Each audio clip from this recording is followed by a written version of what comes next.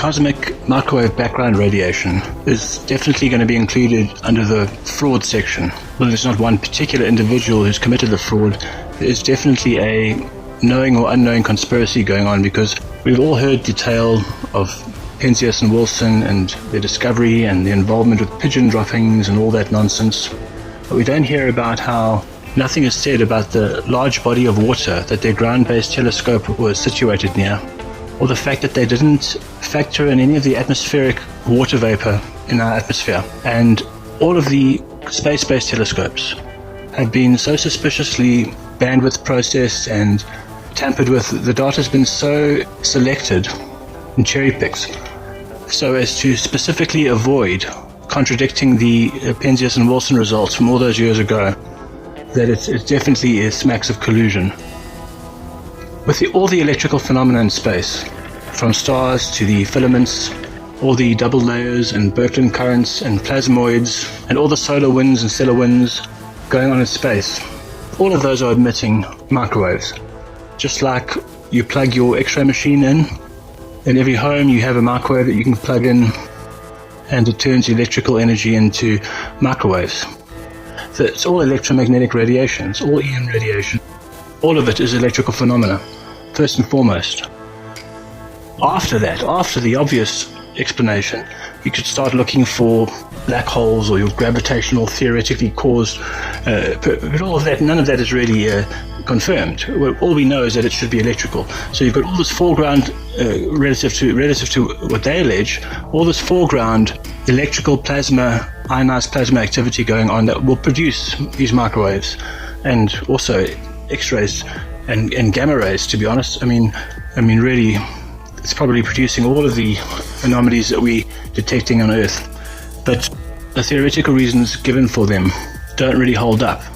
Now, I'm not going. There is a radiological analysis that'll be available in the post below, and all kinds of technical papers and scientific papers for those who are able to understand anisotropy maps and things like that.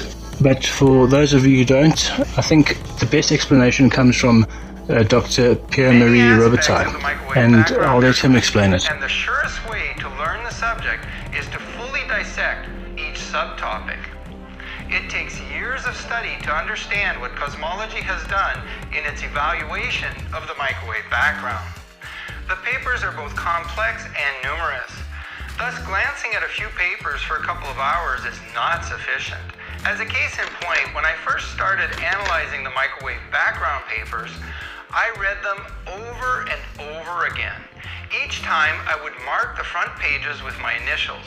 Many were initialized more than half a dozen times.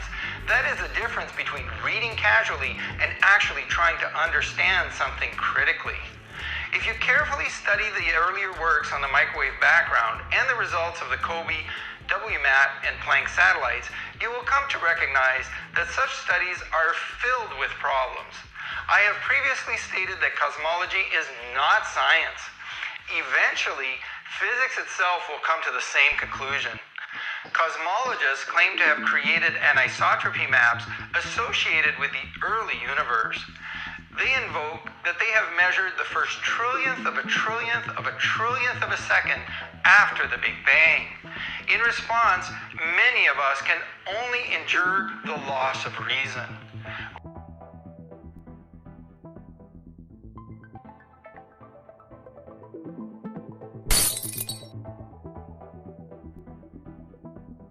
Claim that we live in the age of precision cosmology. They not only argue that we have data, but that this data is precise. In reality, what we have are misassignments, gross data processing errors, theoretical overreaching, violations of the laws of physics, and dismissal of all evidence, proving that the precise data is neither precise in the case of the anisotropy maps, nor cosmological in the case of the monopole. We have never measured the monopole of the microwave background at L2, and we never will. We have never measured a 2.7 Kelvin temperature at that location, although the Planck team claims that it certainly has. Such claims demonstrate a lack of knowledge as to what constitutes real data in science and what represents merely noise and data processing artifact. It also reflects the desperate lengths to which cosmologists will go to affirm their findings. The manner in which a 2.7 Kelvin temperature has been claimed to be measured at L2 by the Planck team is nothing short of wishful thinking. We will go through these claims in upcoming videos. If all this seems to be over your head right now, don't give up. We are going to work our way through it such that you become familiar with what it all means. This will include a review of what the WMAP, COBE, and Planck satellites have measured while highlighting their location. We will begin with measurements of the monopole by Penzias and Wilson, along with other notable measurements obtained from Earth. After this, we'll discuss the anisotropy maps. We will also discuss water and Kirchhoff's law, and reveal that the anisotropy maps have absolutely no scientific merits. We will do so by analyzing the results of the WMAP satellite in detail.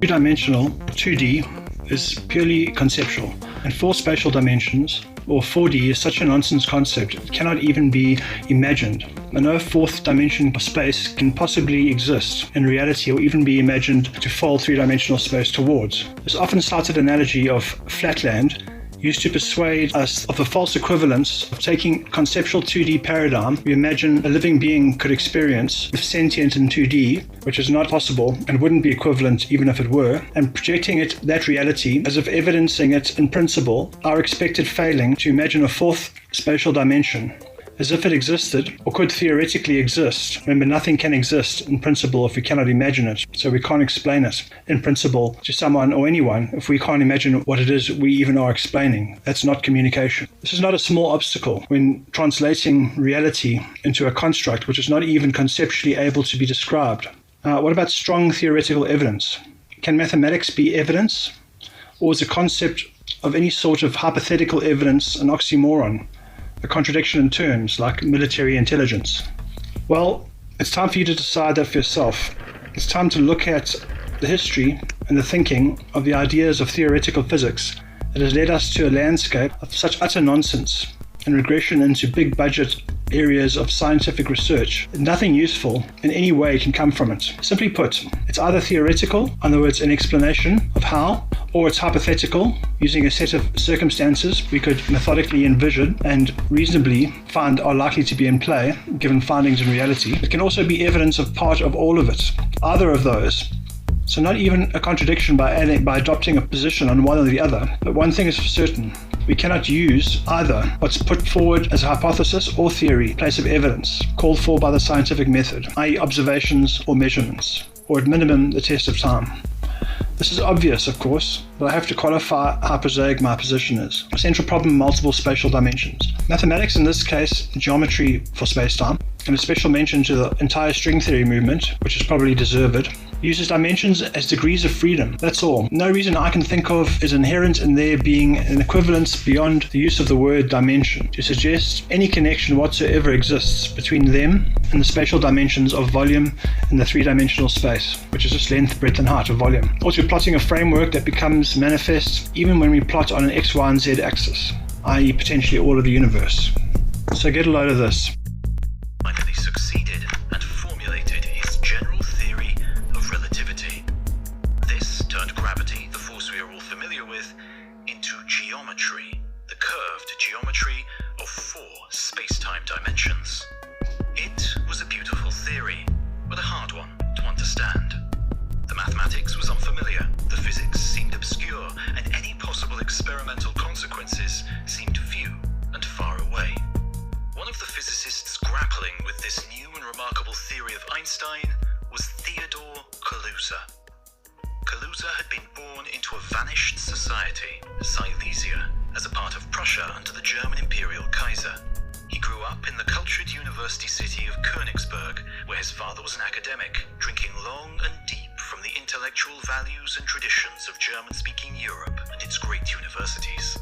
The places and society he grew up in have now utterly vanished or changed. Silesia has long since become part of Poland, while Königsberg has become Kaliningrad, host port of the Baltic Fleet of the Russian Navy. His ideas, however, remain. While thinking about Einstein's equations, Kaluza asked himself a striking question. According to Einstein, geometry was dynamical and central to the physics of gravity. So, what would happen if Einstein's equations were instead written out for 5 space-time dimensions, 4 space dimensions and 1 time dimension, instead of the conventional 3 space dimensions and 1 time dimension? At first glance, this idea seems silly, or at least a topic suitable only for a mathematician with no interest in the real world. Because of course in the world in which we live, there are 3 directions or dimensions to space, not 2 and not 4, but 3. So while it may be an interesting academic exercise to think about Einstein's equations in 4 spatial dimensions, it surely can't be of any relevance to the actual physical world that we live in. Surely not, indeed, unless, Kaluza argued, the extra dimension was so small as to render it unobservable. In this case, the spatial geometry would consist of 3 large spatial dimensions and 1 small one. And so, Kaluza wrote down Einstein's equations of general relativity for such a space, and solved them. The result was striking. The equations separated themselves, allowed themselves to be rewritten in a different way, and then they came back together with an entirely different structure. One that can be read as a purely 3-dimensional set of equations describing Einstein's general relativity in 3 dimensions, plus the dynamics and interactions of an additional force that behaved in a way very similar to the electromagnetic force we are familiar with, plus additional particles. Kaluza had found something stunning. Gravity in 4 spatial dimensions in a limit of 1 invisibly tiny extra dimension was equivalent to gravity in 3 spatial dimensions plus an electromagnetic force. He published his result in the Proceedings of the Prussian Academy of Sciences, with the paper sponsored by Albert Einstein himself.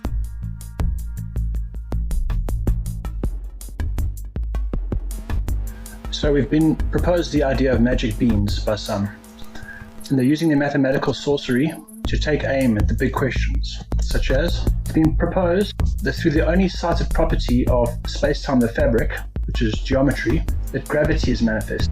It's not just some neat idea that somebody got one evening tripping on LSD. This is said to be the best science we have available, to being very well tested, despite being simultaneously materially undetectable, immeasurable, and unfalsifiable. So I think it's fair to say that the worst science we have is another way of putting it. Too much time has been wasted showing respect to the qualified experts doing their best with the available science. That's just something that is said. There's no evidence of that. Everything points towards the opposite being true. There is plenty of evidence to suggest that massive sums of public funding are being assigned to R&D and grant funding projects that lead nowhere, achieve nothing, and just basically allow for treading water. With positions trusted to those demonstrating no concrete progress regarding the investigation of promising leads, or any move away from the garbage which is consistently lauded as our best thinking, whereas what has been shown is only that these abstract pontifications are nothing more than time-wasting distractions. Accountability needs to come, and soon. In science, we always say that you make observations, you have a theory, you can go make more observations, and it's a very, very tedious process. Wrong. Nobody that I know of in my field uses the so-called scientific method. Now, the force of gravity has always been universally observed, directly measurable to all, and utterly without a single recorded instance in all of history where any actual physically real thing escaped its influence, even for a nanosecond. Now, that's well tested. That's what well tested really means. Now, as we all know, and it bears repeating, no evidence can be gathered together to support space-time as a physical fabric. No means can be devised to test its workings or properties, and its one property, its geometry, cannot be explained as possessing any means of influencing anything. No mechanism is even put forward to explain such as a possibility. It's even more certain that gravity is a consequence of that somehow than being a force. which I can demonstrate as a consequence of mutual attraction in 10 minutes just by going to my bathroom and using my scale. The problem compounds for the theories these principles are part of, such as general relativity. I'm not aware of any engineering based on general relativity, not even GPS. That's just a widely spread myth. The world runs on electricity, software, technology, industry, or engineering based on Maxwell, Edison, Tesla, Faraday, Newton, etc. So well speculated is actually what they mean. Now, as I keep saying, it's often cited that gravity is caused by the geometry of space-time. However, nobody puts forward a mechanism by which this geometry, which is a concept, how this concept influences matter or inertia, absent of a force to drive it. If you look at the typical demonstrations, depictions of space-time, they always give the stretched out trampoline with a heavy ball that sits in the middle of it, and this descends the fabric of space-time, and then anything rolled past it gets drawn in. But this requires the force of gravity, to which we understand is going down, to be present to draw it in the first place. So it uses gravity to explain gravity, which just solves nothing and adds one extra dimension of complexity to it. Gravity is a force. It operates by mutual attraction and can be measured in Newton meters or kilograms or however you want to measure it. Now, I'd appeal to anyone claiming that space-time is a fabric whose geometry tells matter how to move, whatever that means, to please propose what evidence there is to top the direct evidence that we have for gravity being a force, which is mutual attraction. And please propose by what means we can falsify this hypothesis and also give your weight in degrees of curvature. That should satisfy some basic needs. Also, please propose a testable means to establish geometry being able to exert influence over matter, mass or inertia, and by which means it exerts this influence, because nothing is put forward. It should also be noticed that I'm not in any way stating that I have any reason to take issue with the repackaged explanation of space-time. This is a simple 4-coordinate system comprising of 3 spatial dimensions and a dimension of time. Recently this is kind of how they're pushing it. I think they're backtracking a bit, to be honest. This simply claims ownership of space and time. Basically, that's a rendezvous, and it's a very prosaic concept. It certainly was not invented by Albert Einstein and didn't require any particular genius to come up with this concept. More importantly, this does not explain gravity in any novel way, or in any way at all, mind you. What it does do is dodge dead ends inherent in the suggestion of a hypothetical model lacking any testable mechanism in terms of the known laws of physics.